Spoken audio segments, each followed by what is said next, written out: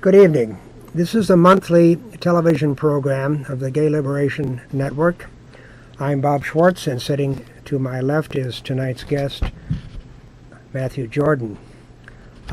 This is a call-in show. The telephone number is on the bottom of your screen, but we're asking you to please hold your calls for about 10 minutes to give us an opportunity to get into our program. Tonight we're going to talk about countering anti-gay hate groups. One of the hate groups is the Americans for Truth Against Homosexuality. And it's not just the Gay Liberation Network that considers this outfit to be a hate group, but the Southern Poverty Law Center has determined that Americans for Truth About Homosexuality is in fact a hate group. They are staging their annual fundraiser tomorrow night, and we'll have some information on the screen about that in a few minutes. Their annual fundraiser, and the Gay Liberation Network and others will be there to protest this expression of anti-gay hate right here in the Chicago region. One of the persons who is being honored at this banquet, this fundraising banquet of Americans for Truth About Homosexuality, is a person by the name of Scott Lively. And we wanted to talk a little bit about Mr. Lively here tonight. Whereas he is being honored by Americans for Truth About Homosexuality, we consider Mr. Lively to be a dangerous proponent of anti-gay bigotry, not only here in the United States, but internationally. Lively and other evangelicals from the United States traveled to Uganda in the spring of 2009, where they staged a forum attended by hundreds of people on the alleged international gay conspiracy, the international gay threat. They set the stage, so to speak, for draconian legislation that was subsequently introduced into the Parliament of Uganda. Now, our guest tonight, Matthew Jordan, is a third-year student at Lake Forest College. He's majoring in sociology and anthropology, and during this academic year, he's doing an internship with Gay Liberation Network. So we want to welcome Matthew not only to the program, but to Gay Liberation Network. And he was going to tell us a little bit about this so-called Kill the Gays bill that is pending before the Parliament in Uganda. Something I think that should be said is the official name for the bill is the anti-homosexual bill. Some of the provisions of the bill, and the reason why it was called "Kill the Gays" bill, is that it's punishable by death if someone is found to be a homosexual. Some of the other things that the bill did was create basically homosexual and supporting homosexuality, giving them jail terms. So if you're found as a suspect of homosexual, to be a homosexual, you can get 7 years in jail. If you harbor a homosexual, or if you're a landlord who rents to a homosexual, you can get 5 years. And if you are someone who just knows someone else is a homosexual, you can get 3 years in jail or prison. So before Lively and the others arrived, Uganda was anti-homosexual state. At no point would anyone consider it to be a good place to be homosexual. After his visit, it helped stir a lot of emotions against homosexuality and against homosexuals in general, to the point where now 95% of Ugandans do not support homosexuals. Lively claims that he had nothing to do with this bill. He never openly supported it at the time. He never introduced it or even suggested it. But after his visit, it did his visit helped stir the emotions and stir the pot, so they say, and help get this passed, to the point where now we see people saying that all homosexuals are eating feces and fecal matter, and that's all they do, and just these most disgusting practices. And he's the one that helped stir these emotions in people against homosexuals. One of the few openly gay persons in Uganda, David Kato, was murdered following Lively's appearance there, where he and others staged this seminar on the alleged threat posed by the international homosexual movement. So Cato's picture was published, as I understand it, along with the pictures of other supposed homosexual people in Uganda in one of the major newspapers there. And this happened again subsequent to the seminar that Lively and the other evangelicals from the United States staged there in Uganda. So it was a very dangerous place in which to be gay, and since Lively and the others appeared there, it's become even more dangerous. Actually, to speak about that, a lesbian activist she said that every day that you get home without being harassed in some way is a godsend, and you never know if tomorrow you'll be able to get home. Right. It's important to point out, I think, that Scott Lively is the author of a book called The Pink Swastika, and this book purported to show how the Nazi movement in Germany was dominated by homosexuals, and so that in a very real sense, Lively contends, and I believe he's almost alone in making this contention. The Nazi movement was dominated by homosexuals. You've heard of this book? Yeah. Overall, I think that this book is just incredibly disrespectful to the survivors of the Holocaust, and he's using the Holocaust as a way to support his own agenda. The notion that homosexuals are the ones that carried out the Holocaust seems ridiculous to me.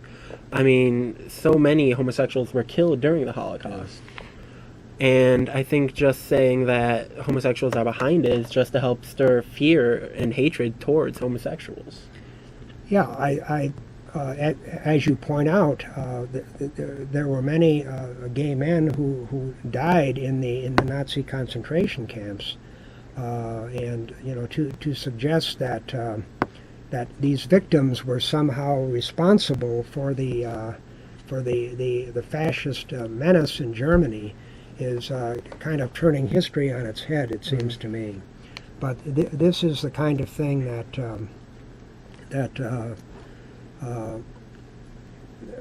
Lively has promoted, and it's one of the reasons why his organization is also identified as a hate group by the Southern Poverty Law Center.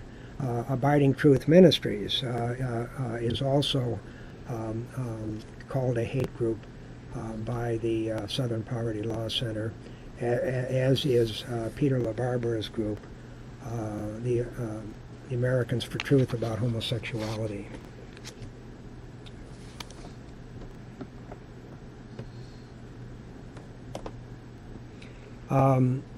We are going to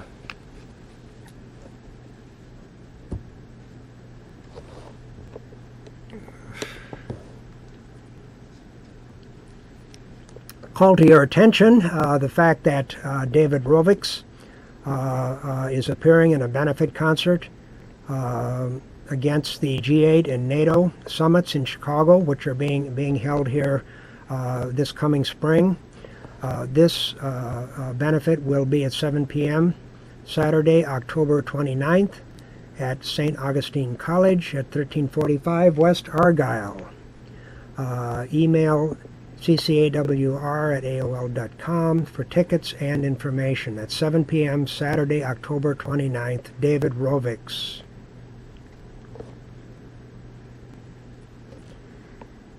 This coming Saturday at 6 p.m. In Arlington Heights, there will be the protest that Matthew and I have just been directing your attention to, the protest of the Banquet of Americans for Truth About Homosexuality, which will include an award to Scott Lively for the lies and the damage that he has done to gay people in Africa and here in the United States. That's coming up this coming Saturday. These are some photographs that were taken at last year's protest at the Americans for Truth About Homosexuality banquet. We have had occasion many times over the years to focus our attention on Peter LaBarbera and his organization that has been identified as a hate group.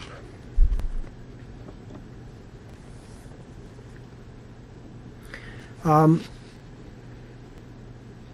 wondering if you could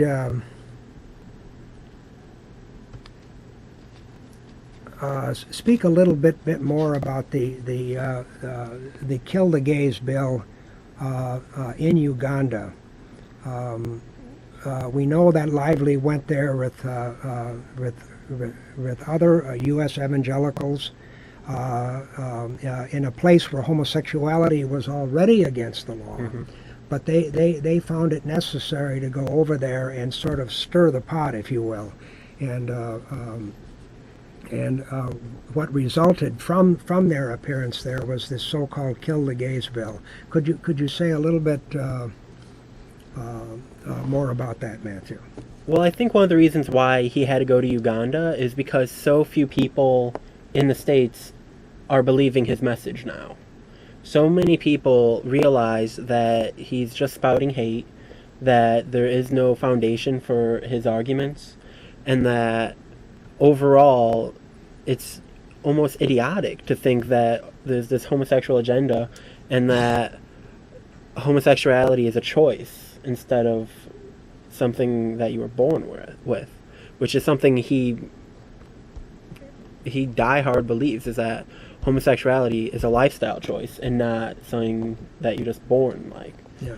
And I still find that just so ridiculous that someone still thinks that you choose to be homosexual and that it's purely a lifestyle choice. But like I said, I think he went there because he knew that the message wasn't being heard here, that so many people are just not okay with this and not okay with him spreading his hate. So to help validate himself, he had to go find somewhere where there was already tensions between the state and homosexuals, and just to make himself feel validated in his hatred. Well, this is an interesting point that you make. It would appear that here in the States, it's becoming more and more difficult to make the argument that that homosexuality is like an unhealthy lifestyle choice and that kind of thing, and that it's still possible in some other places to go and sow this kind of hatred. I mean, at one time in the United States, this kind of message probably would have found more fertile soil, but today, thanks to the organizing and the determination of lesbian, gay, bisexual, transgender people and our allies, it's not the fertile ground that it once was for sowing the seeds of LGBT hatred. But it's still possible in some other places, unfortunately, to do that. Yeah, something he said was his visit there was to like setting off a nuclear bomb. And he wants that nuclear bomb to spread to the rest of the world. He wants to spread this hatred for homosexuals and, in his eyes, spread this awareness of the homosexual agenda and how we're trying to tear down family values and family systems and just have this incredibly promiscuous sexual state. And I think it's funny that while a lot of LGBT focus is trying to get the marriage rights to have families and to have that normalcy, he's saying that all homosexuals want is promiscuous sex. Right. Yeah, it would seem that what he is preaching is falling on more and more deaf ears here in the States, and that people here are adopting. If they're not coming out and supporting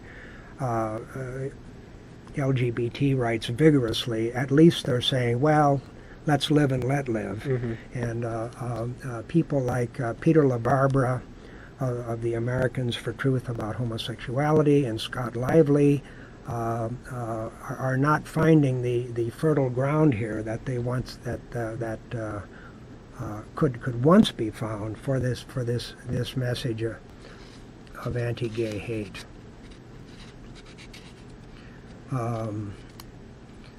Now, our telephone number is on the bottom of your screen. We invite your calls here during the next few minutes. 312-738-1060 is the telephone number.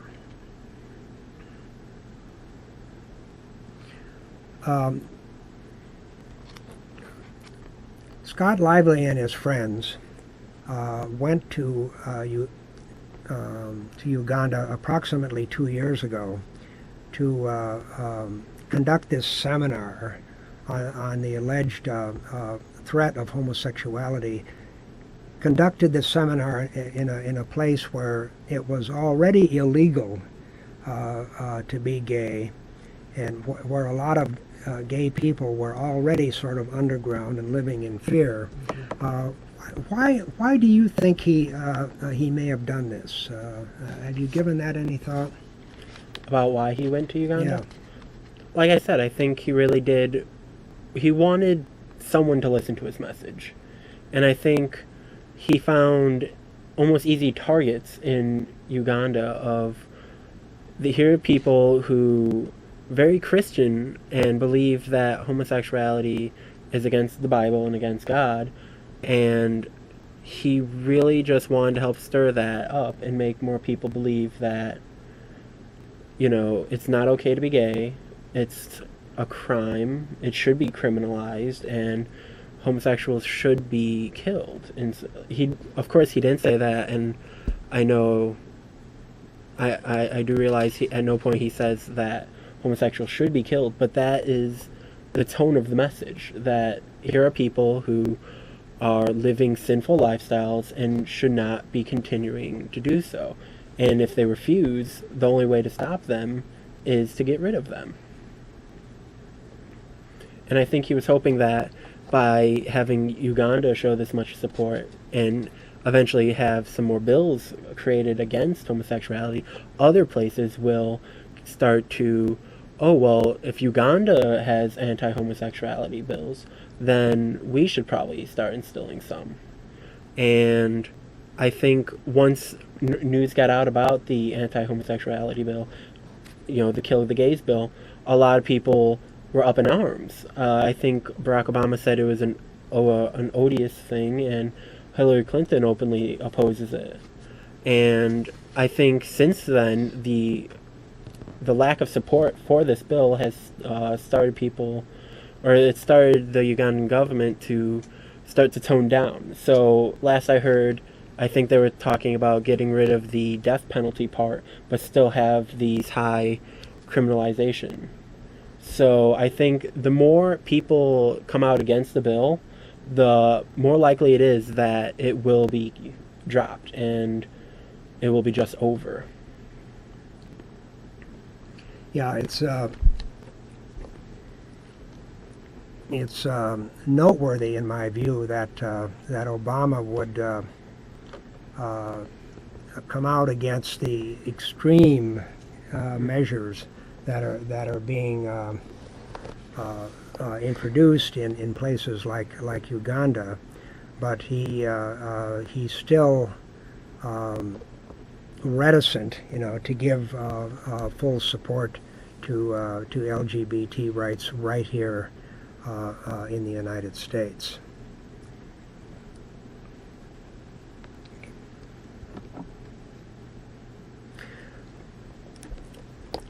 Once again, the protest this coming Saturday at 6 p.m. At 502 West Euclid Avenue in Arlington Heights, Illinois. The protest against the Americans for Truth About Homosexuality, at which time Scott Lively will be honored, and we will be there to protest. David Rovics, in concert against the G8 and NATO summits in Chicago, 7 p.m. Saturday, October 29th at St. Augustine College at 1345 West Argyle. For more information, you can email ccawr@aol.com.